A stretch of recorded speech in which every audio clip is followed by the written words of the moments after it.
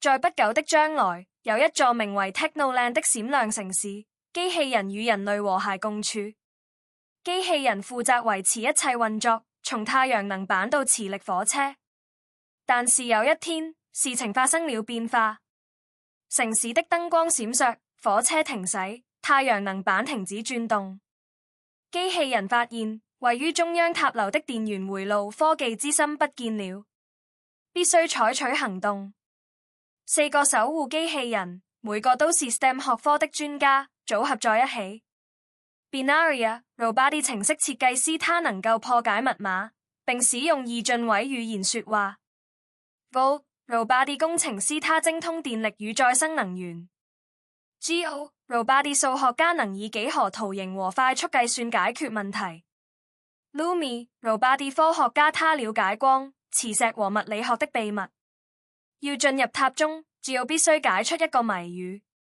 我是一個有6個相等面的圖形，我是誰？小朋友可以猜，立方體。回答正確後，門就會隨着幾何 click 打開。在塔裏面，Binaria 發現了一個面板，上面有一個異進碼010011000101010110。翻譯：光。兒童學習電腦使用0和1進行通訊。Lumi 發現電路被困在鏡子的迷宮裏，他使用鐳射反射光線，並建立一條路徑，教導反射角度如何運作。Voltio 將太陽能板串聯和並聯來為電路供電，並解釋兩個系統的差異。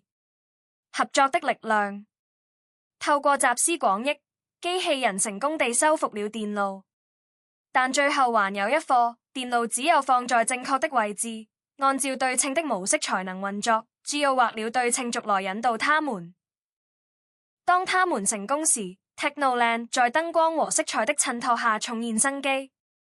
人類和機器人一起慶祝，提醒我們科學和團隊合作總能拯救世界。透過 DeepL.com 免費版翻譯。